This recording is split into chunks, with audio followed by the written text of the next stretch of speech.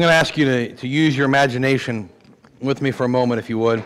I apologize for the cough drop. You know, everybody had cold and flu for like 6 months, and I didn't get any of it. And now that you're all better, I have this cold thing going on. So I'm hoping that my voice holds up through the rest of the message. So I apologize for the throat lozenge. So we're going to pretend for a minute that in this hand is not a bottle of Aleve, but a magical pill. Okay? You can imagine? We got our thinking, our Imagineer caps on. In this bottle is a pill that grants you the power of death. You give this pill to any person alive. Somebody who cut you off in traffic, messed up your order at the fast food restaurant, nags you to get your chores done, whoever it might be that just really is on your last nerve. And this pill has the ability to attack the immune system and slowly but surely bring them to death. And no one will ever know. It's untraceable. They'll never know that you were involved. You can just get rid of all those annoying people in your life that you'd like to be rid of. There'd be a few less people in your life, right? Okay, your circle of acquaintances will be low. So in this bottle, we're going to pretend is the power of death. At your desire, at your whim, to get rid of anyone you so choose. On the flip side, we're going to pretend in this bottle is the power to give life. It is a high-tech, from the future, antibiotic medicine marvel. Cures anything. Got heart disease, it'll help your heart rebuild the tissue. Got cancer, it'll destroy all the cancer cells and remove the tumor. Got an autoimmune disease, it'll repair that. You got an infection, the strongest antibiotic, it will bring anyone back from the brink of death and restore them to life. Hope to the hopeless, healing to the dying. It'll give fathers back to their families. It'll give wives back to their husbands. It is the power of life in a bottle. So we're pretending we have the power of death, the power of life. And if I gave you a hypothetical choice and said you can have one bottle to do with as you'd like. You can either get rid of all those annoying folks in your life that you would just no longer rather deal with, or you can bring hope back to those who have none. You can pick which bottle would you choose. Now before you answer, I must warn you, this is a trick question. I'm setting you up. When given the choice between life and death, we would all say, oh, I'll choose life, right? I mean, some of you are a little mean and vindictive. Maybe some of you wouldn't. But most of you, I'll choose life. The reason I say it's a trick question is because I want to start this morning in Proverbs chapter 18. We're going to end up in Hebrews 3. So if you already turned there, just stay there. But this is what Proverbs 18, verse 21 says. He says, life and death are in the power of the tongue.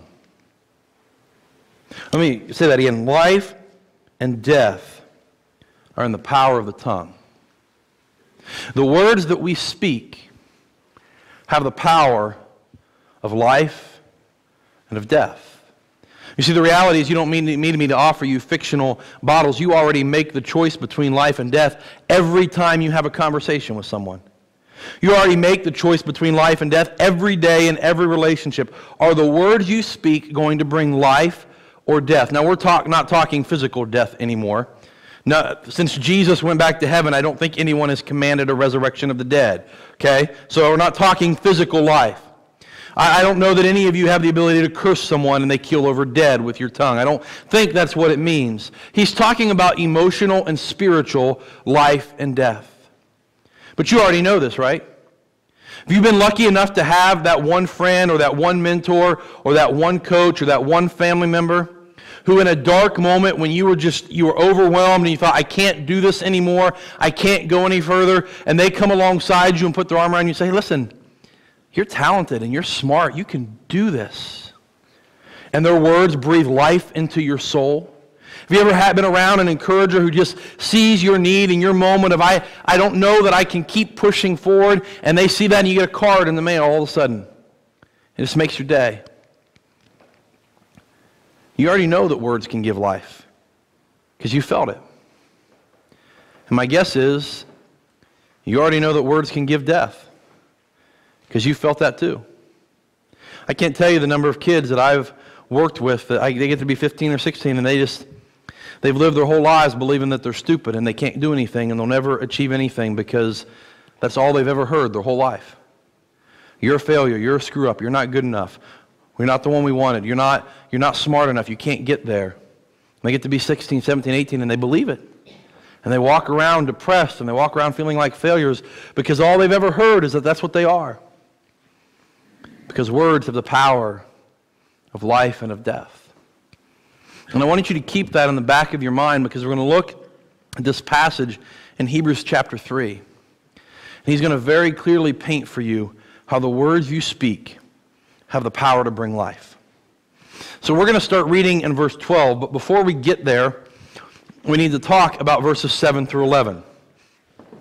Verses 7 through 11 reference this event in the history of Israel. Okay, they are a reference to a group of stories that happen in the book of Numbers. So I recognize that many of you know this story very, very well. I recognize that there are probably some of you who don't know this story at all. And there are probably a lot of you who could use a little bit of a reminder. So we're going to just give you like a little bit of a brush up on the Old Testament Exodus, okay? What happens in the book of Numbers.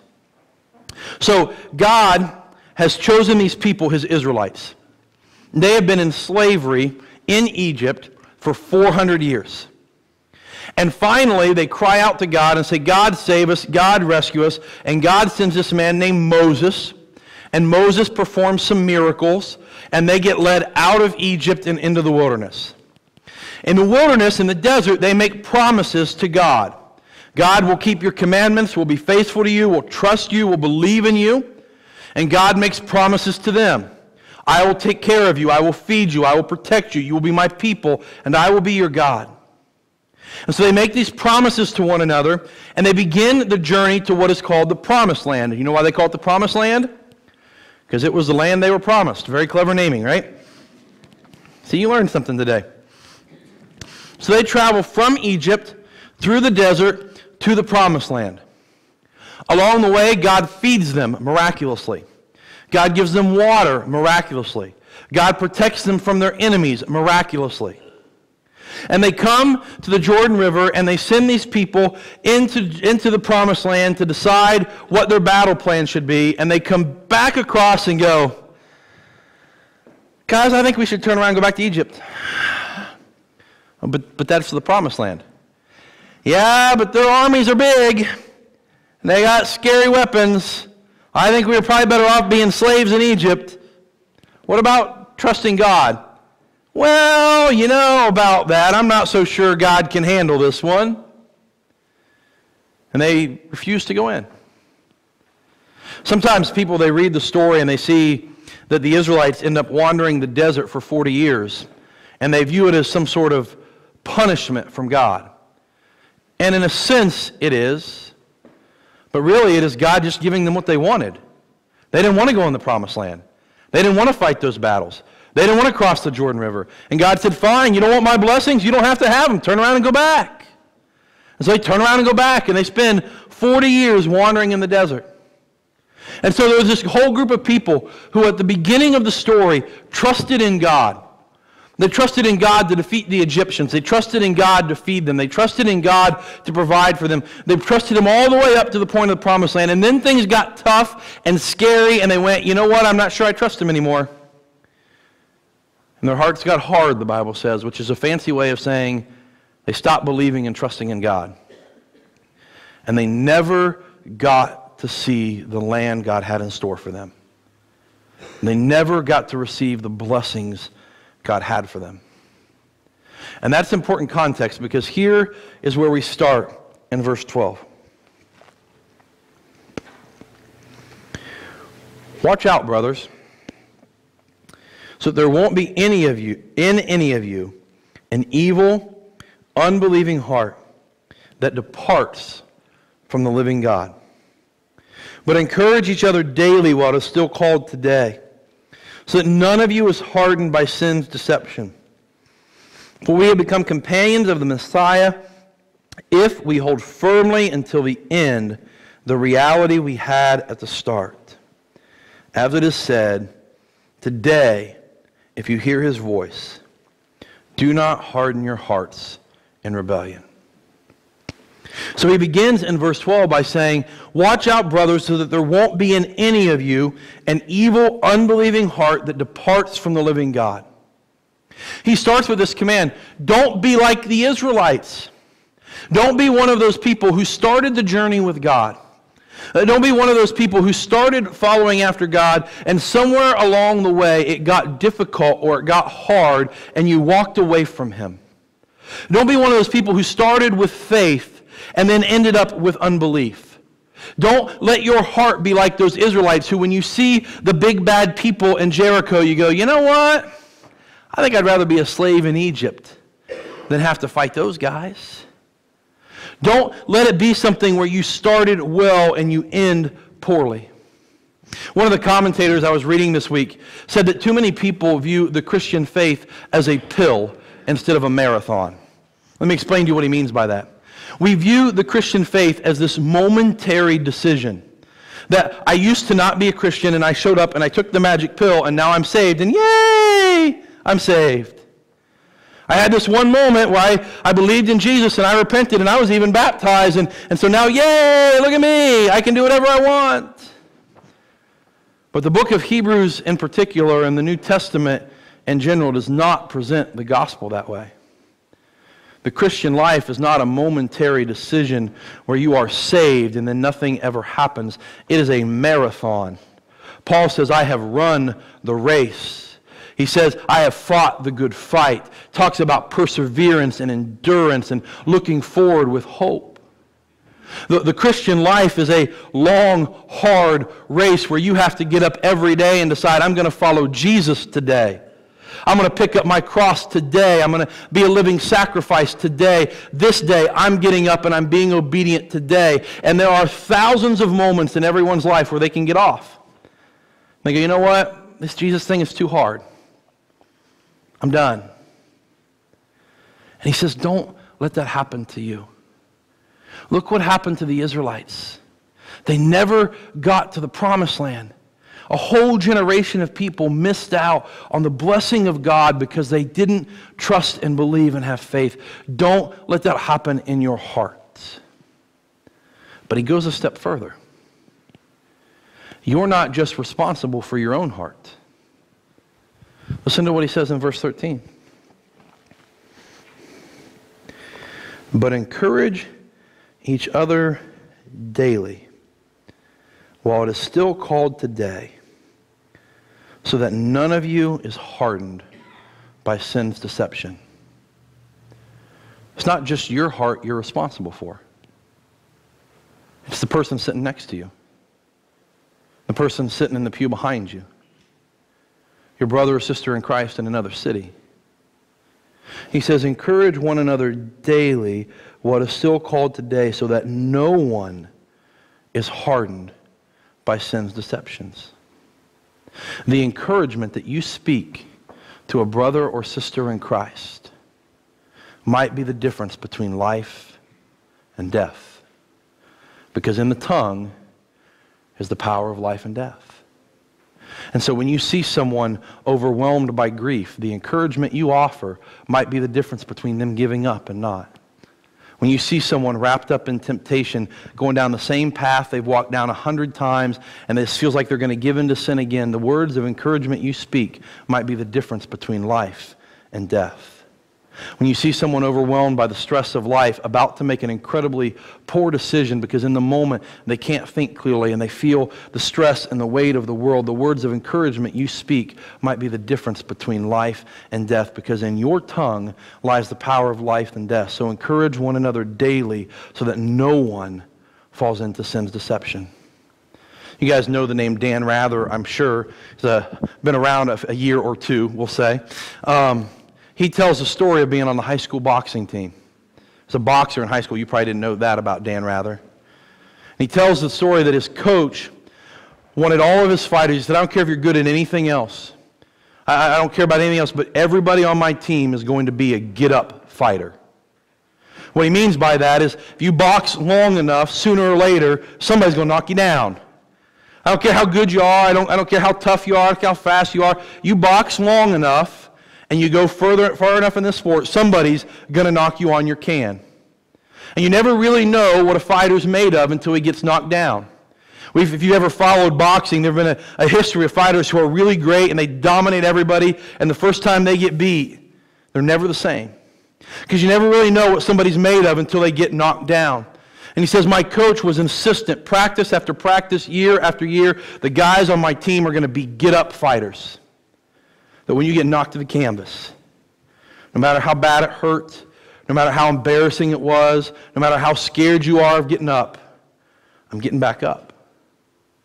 And Rather would tell the story, and he would say that this culture developed on the team where you learned that being a get-up fighter was about more than just yourself. He said being a get-up fighter had as much to do with the guy in your corner as it did with the guy in the ring. And that there were moments in the fight where you were ready to give up, and the only thing that got you back on your feet was the guy in the corner going, hey, you can do it, let's go, get back up, don't stay on the mat, come on. And there are moments in the Christian life, whether because we're angry at God or because life has thrown us just a terrible mess of stuff, or because we're dealing with grief, or because we're dealing with stress at work, or because our family's not what we want it to be. There are these moments in life where it's so easy for us to go, you know what? I'm just going to stay down. I'm done. And we need someone in our corner going, no, don't give up on your faith. I know it's hard. I know that it's difficult. I know that you're fighting struggles. I know that you're feeling overwhelmed, but don't quit. There's a promise in store for you. The promised land is waiting there. In case you've missed it, he's making the connection between the promised land for Israel and heaven for us. That there is this eternal promised land that we are walking towards. Don't give up while we're waiting to get there.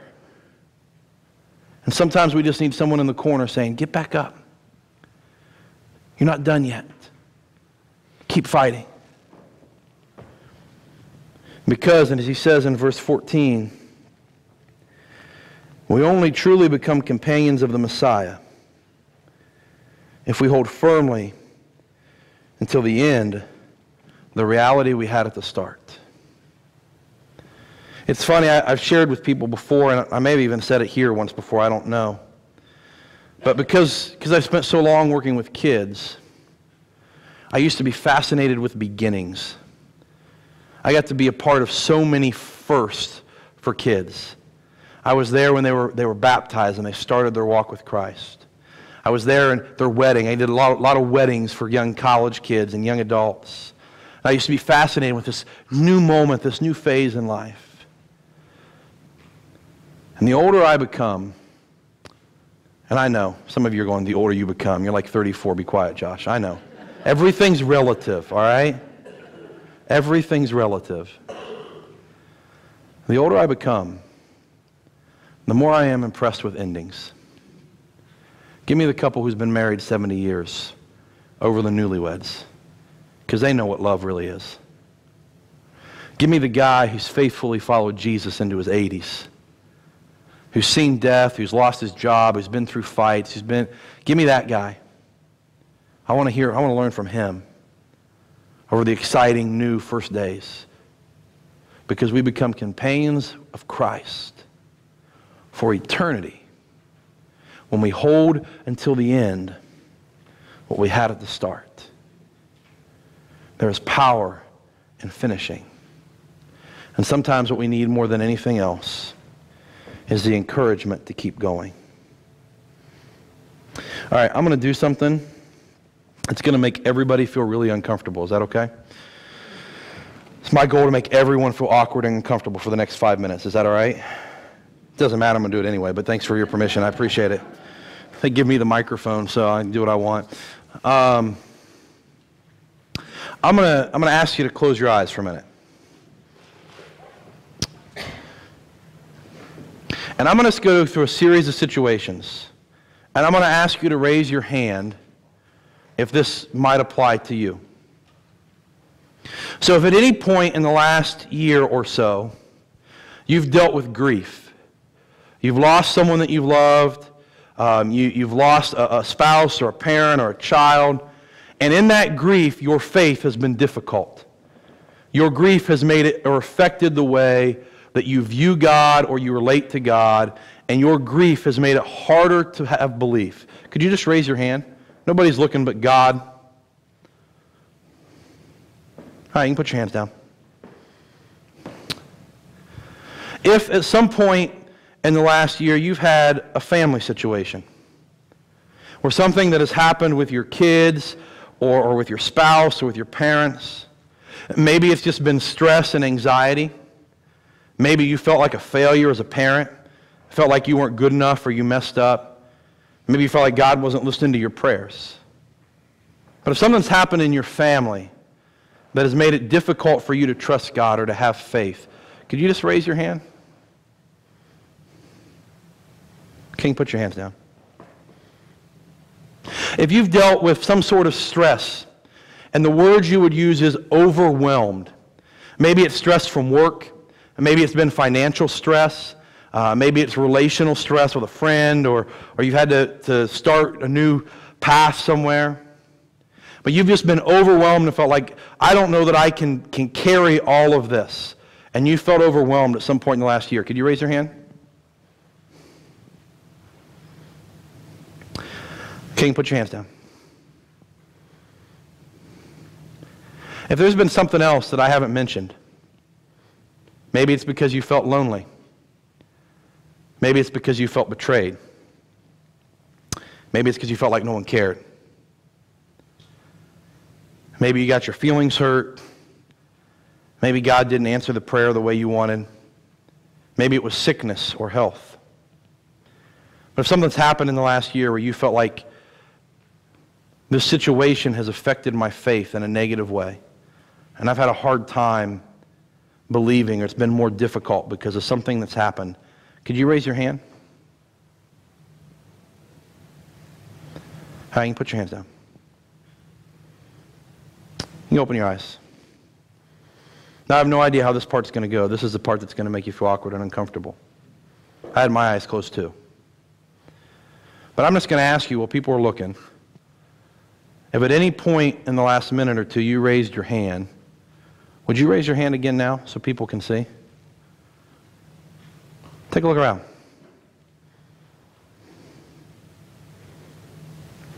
This is why encouragement is important. What, 60% of the room? This is why words of encouragement bring life. Because 60% of the room, and some of us too afraid to raise our hand, I'm guessing, but I don't know that for sure. 60% of the room is going, man, something has happened in the last year that challenged my faith. I dealt with disease, I dealt with job loss, I dealt with family, I dealt with death, I dealt with something has affected my faith in this burden, and I felt like I had to carry it by myself. And of those of you who raised your hand, how many of you would have loved to have someone come alongside you and go, listen, we're going to do this together. I'm with you. I'll walk with you. You can do it. Don't give up. Don't walk away. Don't turn back. Just because you failed this time doesn't mean you're a failure. Just because you're stressed now doesn't mean you can't handle it. We can do this. God is faithful. Hang in there. This is why the words of encouragement bring life. And is why the tongue holds the power of life and death. And so I'll ask you again, when given the choice to give life or to bring death, what do you choose? Because every day you make that choice. So I'm going to challenge you this morning with something. We've been doing these challenge cards. I don't know if anybody's done them or not. I hope so, or we're wasting a lot of ink. We made it real easy for you this week. We made you a postcard. You'll notice on the back, it's got a place for you to address it, put your address, put a stamp on it. And I'm just going to challenge you to send a card of encouragement this week. If you looked around, you got plenty of folks to pick from. You may not even know exactly what's going on, and you don't need to. You may not know why they raised their hand. You may. You may be close enough to the person to go, I know what happened in their life because we talked about it. Or you may have seen someone go, man, I have no idea what's going on in their life. But they just had the courage in a room full of 100 folks or so to go, listen, I could have used some encouragement. I had a hard time. And I'm just going to challenge every one of you. I would love to see, the number says 94. I'd love to see 94 postcards go out in the mail this week. It takes you 5 minutes to write a note and say, hey, I am praying for you, and I believe in you, and God loves you, and you're going to be okay.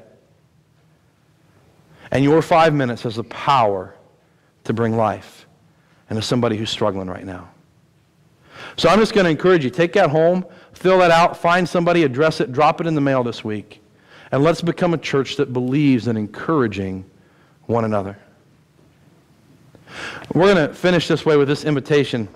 The last verse of that passage that we were reading in Hebrews, verse 15, says, as it is written, today if you hear his voice, and do not harden your hearts as in rebellion. Today if you hear his voice, do not harden your hearts as in the rebellion.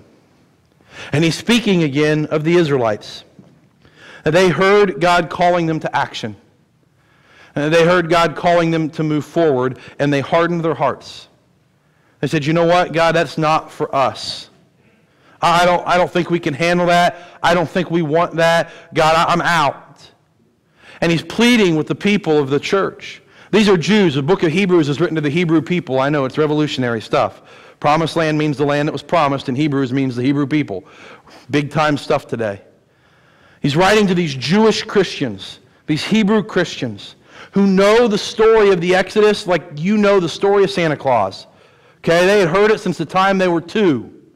They know it inside and out, and he says, don't be like them. They heard God calling them forward, and they said, I don't think so. And I'd reiterate that to you. I pray that God put something on your heart this week. Maybe a person you're going to call, you're going to send a card to, or you're going to pray for. Maybe it's you.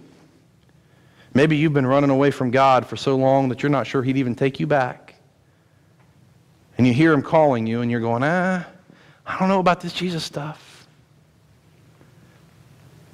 I just want to plead with you from book of Hebrews. Today, if you hear his voice, don't harden your heart.